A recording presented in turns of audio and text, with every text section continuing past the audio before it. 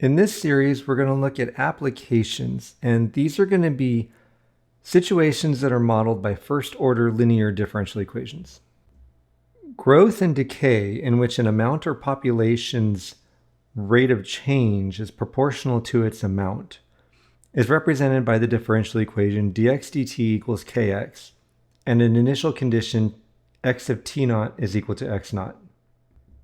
In that initial condition, if t naught is equal to 0, then x naught would represent an initial amount.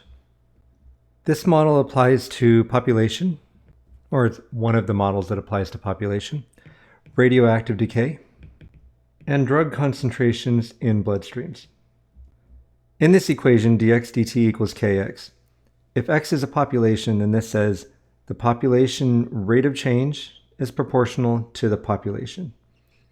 If this is a drug concentration in a bloodstream, the rate of change of the concentration is proportional to the concentration.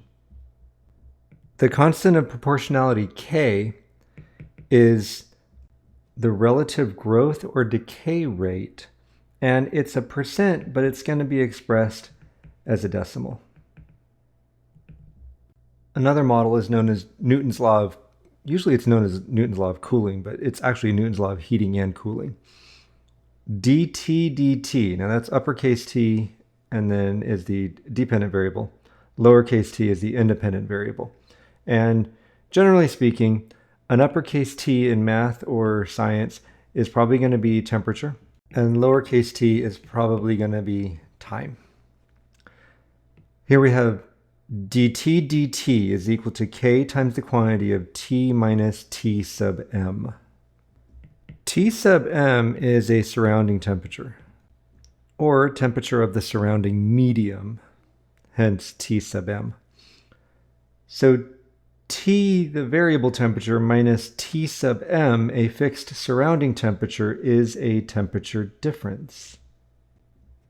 What we can read from this differential equation is that the rate at which the temperature is changing is proportional to the temperature difference. Now, the constant K is going to turn out to be negative. So, if the object whose temperature is changing has a temperature that's higher than the surrounding temperature, it will be cooling. T minus T sub m would be positive, multiplied by a negative K is going to give me a negative temperature change.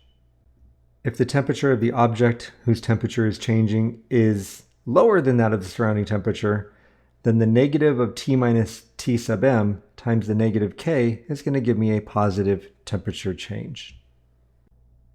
Another common model is a mixture problem.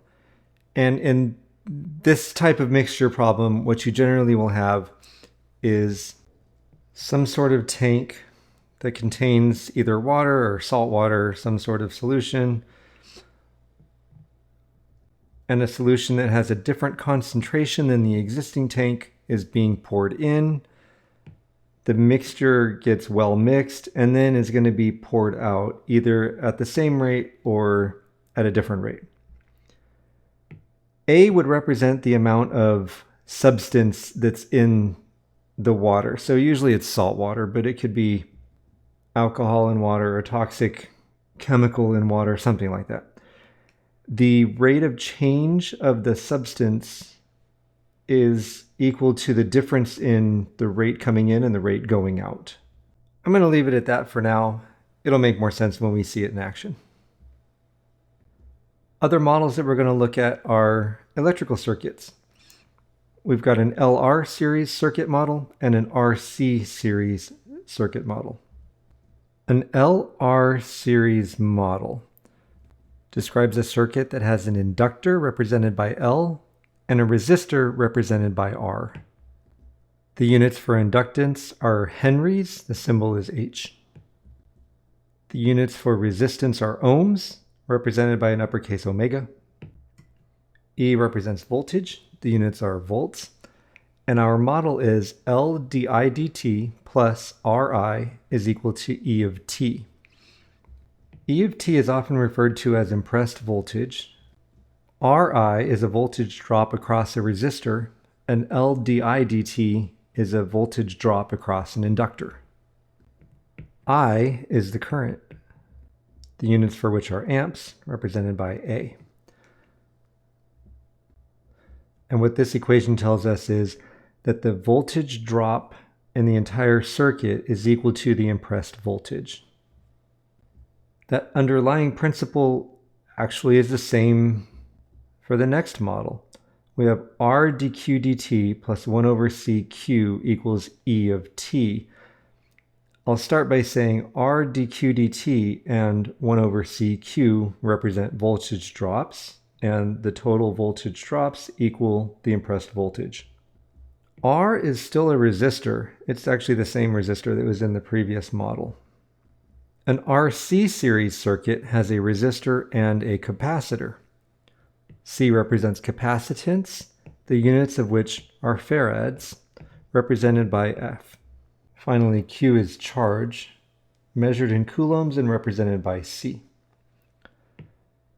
Further, I know I said finally, it turns out that current is change in charge over time, so I is dq dt.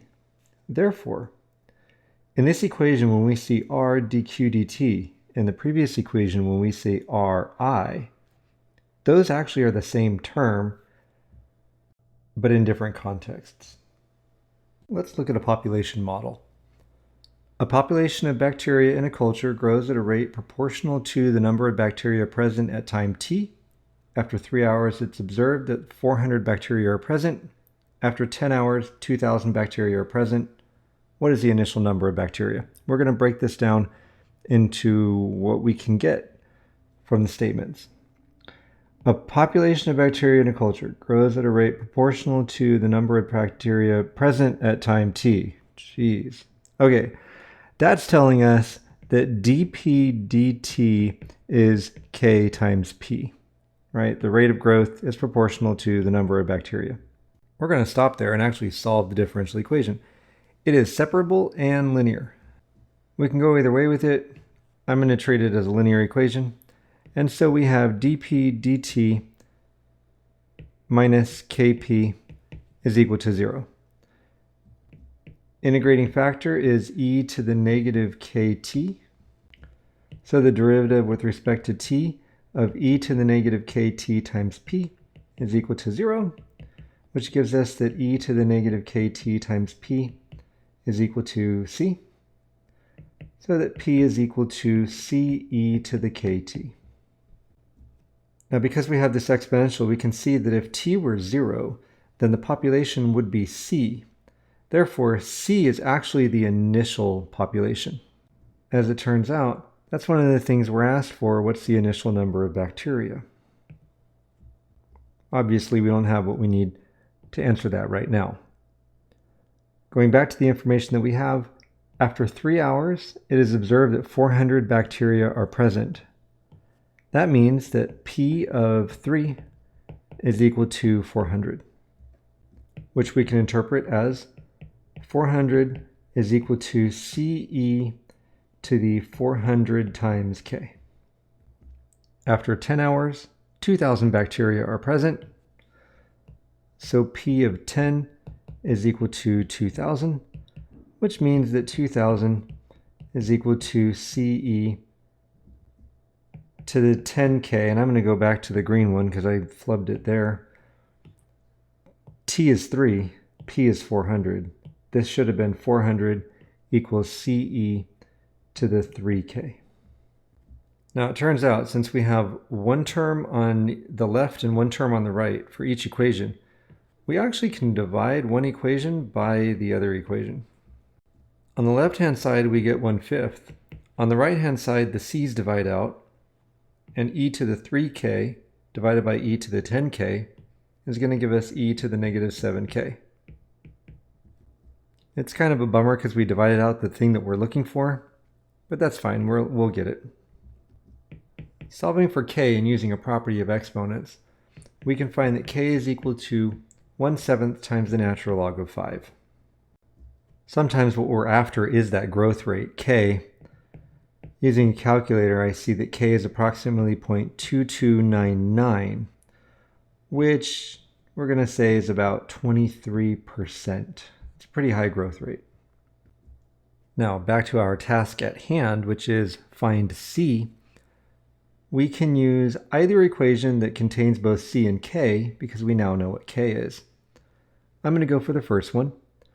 We have 400 is equal to ce to the 3k, and just for ease, I'm going to use the 0.2299. A quick consultation with my calculator tells me that c is approximately 200.69. These are living things, so what we're going to say is the initial population is about 200. I could see an argument made that since we have 200.69, that 0.69 isn't a whole organism, so the initial population is 200, or you could round it up and say the initial population is about 201. I'm going to leave it up to you to decide what you want to do in a case like this. Now, as a side note, in the case of radioactive decay, we're generally looking at something that's half-life,